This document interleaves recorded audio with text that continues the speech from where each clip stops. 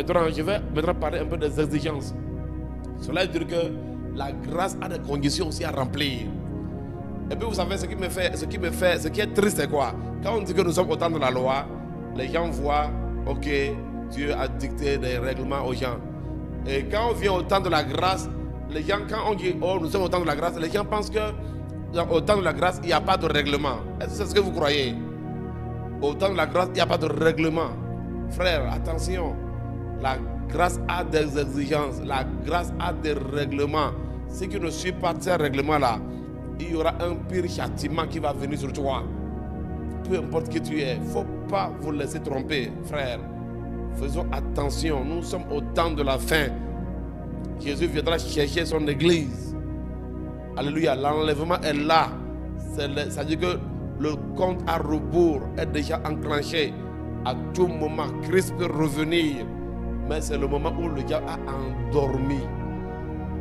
Comme on le dit là, on dit la Babylone la grande là. On dit que les rois de la terre se sont enivrés de son vin. Et l'église aussi est en train de s'enivrer du vin du monde, de l'esprit du monde, de la Babylone. Dans l'église, ils sont en train de s'enivrer de son vin. Elle est en train de donner son vin aux chrétiens pour les enivrer, pour les endormir, afin de les empêcher de pouvoir vraiment hériter le royaume de Dieu. Est-ce que vous voyez? Alors, première exigence de la grâce, c'est la foi. Première exigence de la grâce, c'est la foi. Alors, qu'est-ce que je veux dire? Nous sommes au temps de la grâce, ne veut pas dire que forcément que tout le monde est rentré même dans la grâce. Effectivement, nous sommes au temps de la grâce, mais ça ne veut pas dire que tout le monde est rentré dans la grâce. Christ est mort pour le monde entier, mais le monde entier n'est pas sauvé. Parce que quand on dit être sauvé, veut dire que tu as connu Christ. Et effectivement, si tu as connu Christ et que ta conversion est sincère, alléluia, vraiment tu es sauvé. Et maintenant tu dois demeurer sur le chemin. Très important. Très important. La preuve, vous allez voir que nous les chrétiens, par la révélation que nous avons simplement du nom de Jésus-Christ. Un pays sorcier blague avec toi, tu dis au nom de Jésus. C'est ça qui montre, alléluia, que tu es un candidat. C'est-à-dire que tu as été sauvé par le Seigneur du danger vis-à-vis au royaume des ténèbres. Mais il faut que tu puisses bien marcher maintenant afin d'hériter vraiment les vraies choses, le paradis. À quoi ça sert de chasser les démons sur la terre, mais de ne pas hériter le paradis?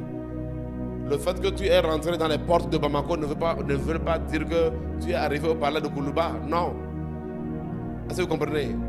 Tu peux rentrer dans la ville, mais rentrer dans le palais de Koulouba aussi là, c'est autre chose. Est-ce que vous comprenez? C'est pourquoi quand tu viens en Christ, on dit que tu es un bébé en Christ. Mais tu dois grandir. Si tu ne grandis pas, c'est que tu vas mourir spirituellement. Donc déjà la foi est une condition. Prenez Ephésiens 2 verset 8. La première exigence de la grâce, c'est la foi. Non seulement la foi pour vraiment en Jésus-Christ, pour être pardonné de nos péchés, mais aussi la foi là est une exigence pour opérer dans la grâce. Si tu veux opérer la guérison, la délivrance, la foi est une exigence. Alléluia. Parce que quand on parle de la foi, donc ça veut dire qu'il y a donc cette croyance que tu as pour le pardon des péchés. Tu crois vraiment que Jésus-Christ a accordé le salut par sa mort et sa résurrection. Tu crois à ça, on dit que tu es sauvé. Si tu as besoin de guérison, tu as besoin aussi de la foi pour opérer cette guérison. C'est-à-dire croire que vraiment Christ a donné l'autorité pour la guérison. Donc, ouais, non. Donc, il y a plusieurs facettes. Il y a plusieurs facettes. Donc, la foi est une exigence. Non seulement pour rentrer dans la grâce, même pour quand tu es dedans, la foi est une exigence. Donc, on dit, c'est par la grâce que vous êtes sauvés, par le moyen de la foi. Est-ce que vous voyez, non? Donc, la foi est une exigence pour rentrer vraiment dans cette dynamique-là du salut. Et cela ne vient pas de vous, c'est le don de Dieu. Donc, cela est très clair que vraiment le salut est un don de Dieu. Mais il ne faut pas juste prendre les mots salut et tout ça en un seul mot. Non, il y a la profondeur qu'il faut comprendre dans ces choses.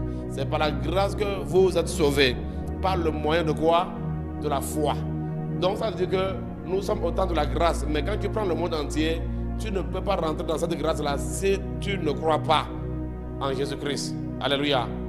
Si tu ne crois pas en Jésus-Christ, par le moyen de la foi, quoi? La foi en Jésus-Christ. Nous allons voir cela défini encore très clair dans Actes 16, verset 31. Et Paul et Silas répondirent, crois au Seigneur Jésus et qu'il sera sauvé, toi et ta famille. Est-ce que vous voyez un peu ça? Donc, pour être sauvé, il faut croire. Même si Jésus est mort pour le péché de tout le monde. Il est mort pour le monde entier. La parole est claire. Que Dieu a tant aimé le monde qu'il a donné son Fils, alléluia, unique, afin que quiconque croit en lui, quiconque croit. Donc la foi est une exigence pour bénéficier de la grâce.